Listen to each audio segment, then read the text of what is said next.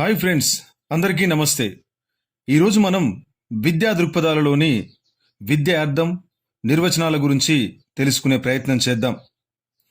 విద్య అంటే ఏకరూప వివరణ లేనిది, పాఠశాల జ్ఞానం లేదా జీవిత అనుభవాల జ్ఞానం. విద్య అంటే వ్యక్తి అభివృద్ధి అని చెప్పడం పరిమితార్థం. విద్యని పరిమితార్థంలో ఏమంటారు అని కూడా అడగొచ్చు. విద్యను పరిమితార్థంలో వ్యక్తి అభివృద్ధి అని కూడా అంటారు. అదేవిధంగా క్రమబద్ధమైన విద్యా విధానం ఏంటిదంటే 3 R's. ఇది కూడా పరిమితార్థంలో వస్తుంది. 3 R's అంటే రీడింగ్, రైటింగ్ అండ్ ఆర్థమెటిక్. ఇది ప్రీవియస్ డిఎస్సి ప్రశ్న. 3 R's ప్లస్ నిరంతర ప్రక్రియ ప్లస్ జీవితమే విద్య అన్నది విస్తృతార్థం కింద వస్తుంది. విస్తృతార్థంలో 3 R's ప్లస్ నిరంతర ప్రక్రియ, జీవితమే విద్య రావడం జరుగుతుంది. తల్లి గర్భం నుండి మృత్యు వరకు కొనసాగుతుంది విద్య. మానవుని ప్రవర్తనను మార్చేది విద్య. మానవ సుగుణం, మూడవ కన్ను ఒంటిది విద్య. విద్య లేనివాడు వింత పశువు అన్నాడు ఒక మహాశయుడు. అదేవిధంగా విద్య అనేది విద్ అనే సంస్కృత పదం నుండి వచ్చింది. విద్ అనగా తెలుసుకోవడం, సంభవించడం, కనుగొనడం, భావించడం, అవగాహన. విద్యను ఆంగ్లంలో ఎడ్యుకేషన్ అనే పదం నుంచి రావడం జరిగింది. ఎడ్యుకేషన్ అనే పదం లాటిన్ భాషలోని ఎడ్యుకేర్ లేదా ఎడ్యుసిస్ అనే పదం నుండి వచ్చింది. ఈ ఎడ్యుకేషన్లోని ఎడ్యుకేర్ లేదా ఎడ్యుసిస్లో ఈ అంటే అవుట్ ఆఫ్ అని, డ్యుకో అంటే వృద్ధిలోకి తీసుకురావడం లేదా దారి చూపడం అని అర్థం. అదేవిధంగా విద్యకు సంబంధించిన నిర్వచనాలు ఇచ్చిన వారిలో మన భారతీయులు ఉన్నారు, పాశ్చాత్యులు కూడా ఉన్నారు. పాశ్చాత్యులు లేదా విదేశీయులు ఎంతమంది విద్యకు సంబంధించిన నిర్వచనాలు ఇచ్చారు అంటే 13 మంది ఇచ్చారు. ఇది చాలా ఇంపార్టెంట్, గుర్తుపెట్టుకోండి. ఆ 13 మందిలో 1 by 1 తెలుసుకునే ప్రయత్నం చేద్దాం. మొదటి వ్యక్తి Socrates, Plato, Aristotle, Comenius, Pestalozzi, Froebel, టీపీసన్, జాన్ డ్యూయి, ఎమర్సన్, డెక్టార్, స్పెన్సర్, రెడిన్, పాలో ప్రిమరీ. అదేవిధంగా స్వదేశీయులు లేదా మన భారతీయులు ఎంతమంది నిర్వచనాలు ఇవ్వడం జరిగిందంటే 8 మంది. వాళ్ళ గురించి కూడా తెలుసుకుందాం.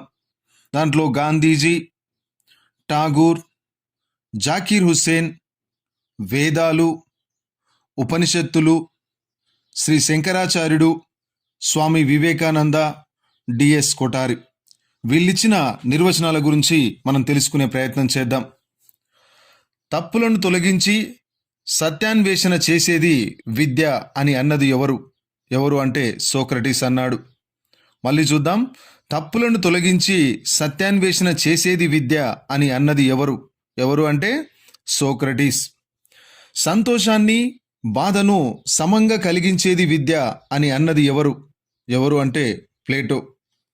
మళ్ళీ చూద్దాం. సంతోషాన్ని, బాధను సమంగా కలిగించేది విద్య అని చెప్పింది ప్లేటో. దృఢమైన శరీరం, మనస్సు రూపొందించేది విద్య అని చెప్పింది ఎవరు అంటే అరిస్టాటిల్. మనుషులను సార్థకులుగా చేసేది విద్య అని చెప్పింది కొమీనియన్. మనుషులను సార్థకులుగా చేసేది విద్య అని అన్నది ఎవరు అని కూడా రావచ్చు, కొమీనియన్. సహజమైన ప్రగతిశీల వికాసం కలిగించేది విద్య అని చెప్పింది పెస్టాలజీ. సహజమైన ప్రగతిశీల వికాసం కలిగించేది విద్య అని చెప్పింది పెస్టాలజీ.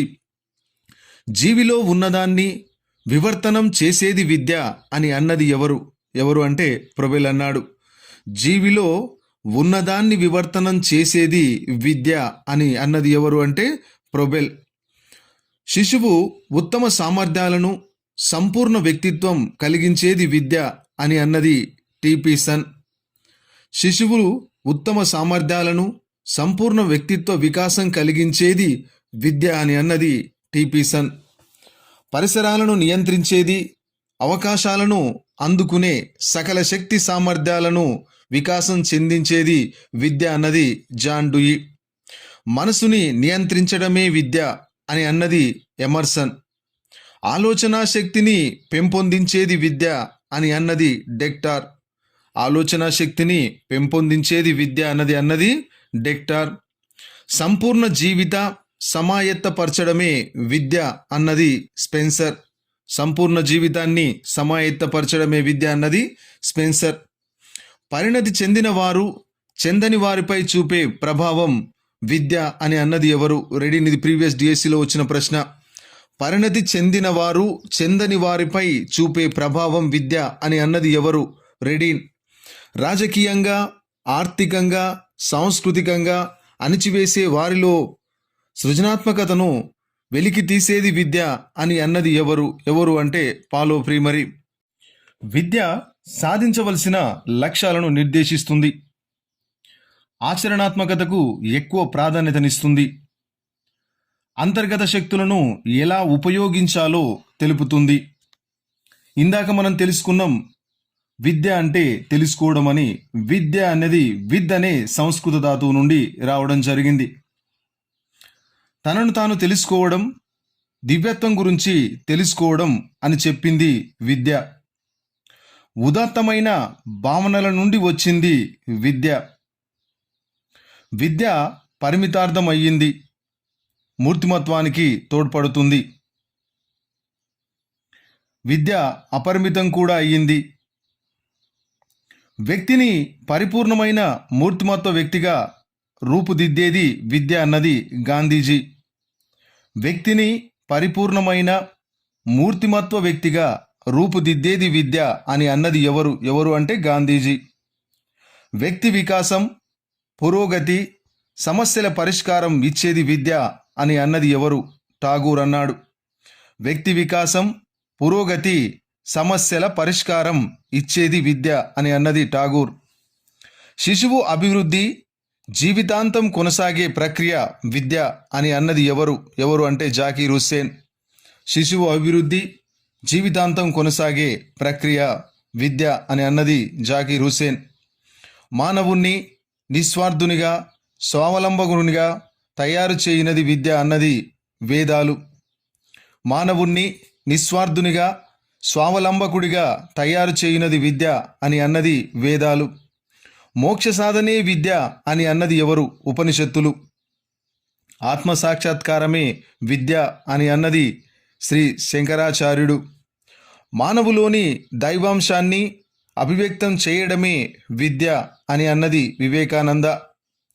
ప్రజల అవసరాలు, ఆశయాలు తగినట్లుగా ఉన్నదే విద్య అని అన్నది డిఎస్ కొఠారి. ప్రీవియస్ డిఎస్సిలో క్వశ్చన్ ఇది.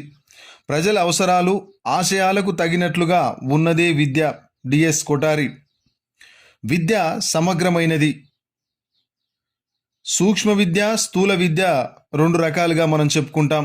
సూక్ష్మ విద్య అనేది పాఠశాల ద్వారా అందించబడుతుంది.